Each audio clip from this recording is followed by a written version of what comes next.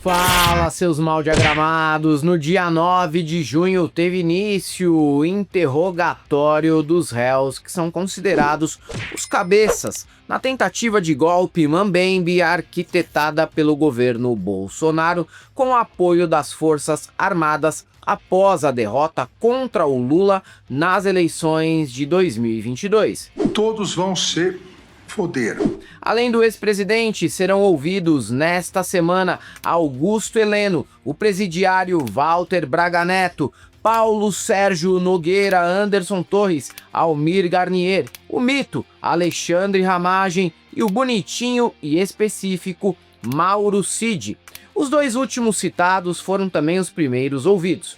O dia inicial de interrogatórios foi repleto de negações, delações e uns momentos de comédia involuntária, o que nunca pode faltar quando estão envolvidos esses palhaços. Mauro Cid chegou cedo para tomar um tapão nas costas dado pelo Bolsonaro, que logo em seguida foi ao banheiro por 10 minutos. A postura de Cid diante do ministro Alexandre de Moraes foi a de que, dentro da trama golpista, ele agia apenas como um voyeur submisso com fetiche em cuckold e não participava de nada, e apenas seguia ordens dos líderes do golpe, o que até posso acreditar.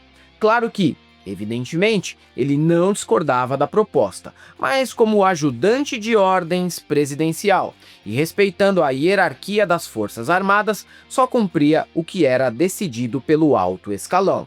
Mas antes de continuarmos com esse assunto quentíssimo, fiquem agora com uma mensagem da nossa patrocinadora, a Insider, que também tem moletons lindos como esse aqui, para dias frios do inverno que se aproxima. Estamos no meio do ano e você ainda não renovou seu guarda-roupa, mal diagramado? Pois antes tarde do que mais tarde. Encha seu guarda-roupas com camisetas, bermudas, calças, jaquetas, agasalhos, underwears e muito mais da Insider, claro! Aposto que você vai ficar muito mais bem diagramado. Para sair, para trabalhar, ir para academia, praticar seu futebolzinho no fim de semana, para aquele date surpresa. As peças da Insider são coringas, misture cores e modelos. E você que não está em forma, assim como eu, as roupas da Insider vão do PP ao XXGG. E para você que é nosso seguidor, clica no link que está na descrição e primeiro comentário fixado deste vídeo e use o cupom GALASFEIOS. Você vai ganhar 15% de desconto em qualquer peça. Cuide da sua autoestima. Venha para o time das roupas mais tecnológicas, que desamassam no corpo, facilitam a evaporação de suor e não deixam cheiro.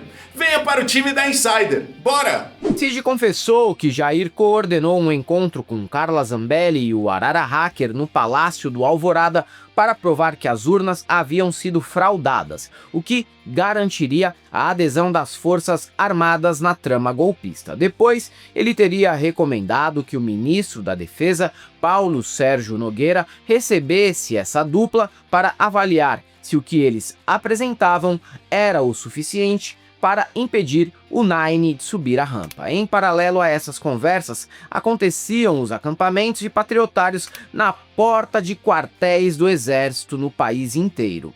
Aquele evento dantesco que reuniu desocupados convictos, aposentados, doidinhos de bairro e mendigos locais numa grande orgia patriótica regada a capa de filé azeda, arroz oleoso, dolly sem gás, dreyer com limão, cagada na moita e noites mal dormidas em colchonetes levemente menos espessos que um pastel especial. E é claro que esses espaços não estavam ali por acaso, eram bancados pela turma do agro e serviam para engajar o golpe, demonstrar que a ideia tinha clamor popular. Foi o que disse Cid, que ainda revelou que Braga Neto repassava a ele dinheiro de fazendeiros em uma caixa de vinho com o objetivo de manter os acampamentos abastecidos de suprimentos básicos. Pelo volume da caixa, Cid aposta que havia cerca de R$100 mil dentro.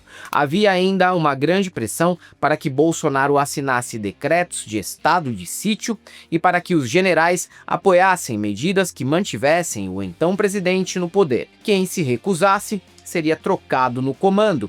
Bolsonaro também editou a minuta golpista. De acordo com Cid, num ato de benevolência, ele teria retirado mandados de prisão para todas as autoridades, exceto uma, Xandão, que iria para a cadeia. Resta saber se os demais não seriam simplesmente assassinados, enquanto Alexandre de Moraes ficaria vivo para ser torturado por todos os desafetos. Apesar de revelar esses detalhes, Cid nega a participação e alega que era apenas pau-mandado. Já Ramagem teve uma postura ainda mais inacreditável que a de Cid, que pelo menos serve como cagueta oficial da turma.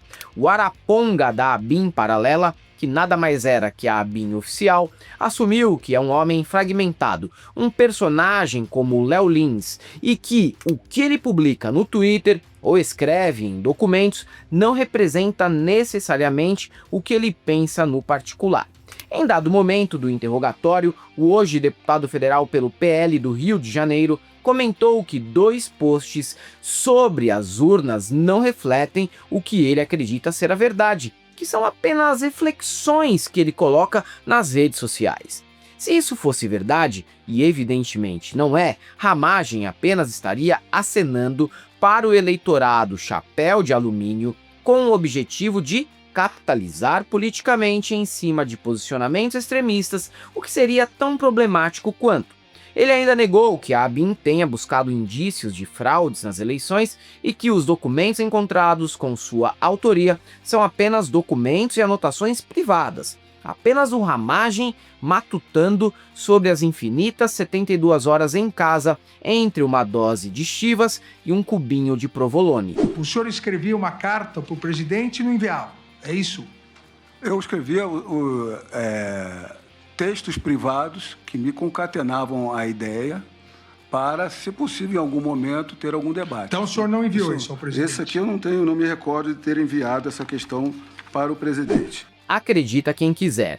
Nesses documentos ele começa os textos com "Bom dia, presidente" no topo da página, mas jura que o STF acreditará que isso era apenas parte de um diário de ensaios golpistas íntimos do Ramagem, o poeta do golpe. Ele confessou que só consegue concatenar ideias escrevendo diálogos com um interlocutor. Também disse não ter provas sobre fraude nas urnas, apenas certezas, assim como Sérgio Moro não tinha provas contra Lula, apenas convicções. São 2 dos mais proeminentes adeptos da escola de direito processual freestyle. Mas é aquilo, Ramagem aposta nisso porque vai que cola. O não ele já tem, só resta buscar a humilhação ao demonstrar fraqueza por meio de mentiras deslavadas. Só que a cena mais patética da noite foi protagonizada pelo advogado do general Augusto Heleno, Matheus Milanesa, que reforçou estereótipos e implorou para que o Xandão permitisse que ele almoçasse e jantasse e fizesse lanches esporádicos durante o julgamento, porque no primeiro dia o cara só conseguiu tomar café da manhã, o que teria ocorrido muito cedo, antes das 9. Minimamente quero jantar, excelência, porque eu só tomei café da manhã quase. Por favor, você tem como colocar um pouco mais tarde amanhã, de modo a se tornar viável. 9h02.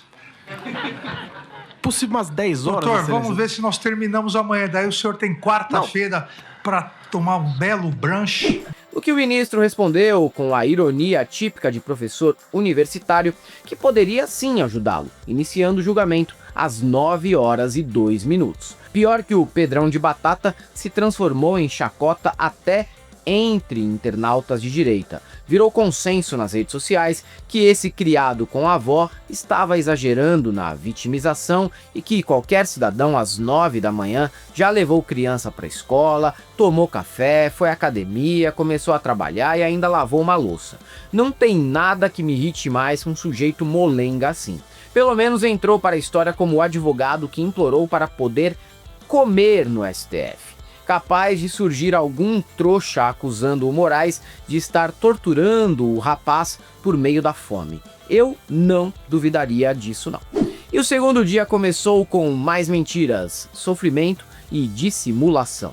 Ex-ministro da Justiça, Anderson Torres, que deveria pedir urgentemente teste de DNA para o Gilberto Kassab, comentou que perdeu o celular enquanto estava nos Estados Unidos porque ficou transtornado ao ter o seu nome citado no golpe.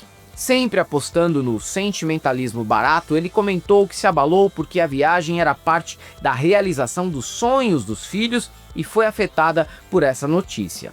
Nossa, que triste, hein? O golpista ficou abalado na Disney porque atentou contra o país e achou que não se responsabilizaria pelo que cometeu. Eu perdi meu telefone, ministro. Ali, eu com 3 crianças pequenas nos Estados Unidos, a realização de um sonho das crianças se tornou um pesadelo para mim.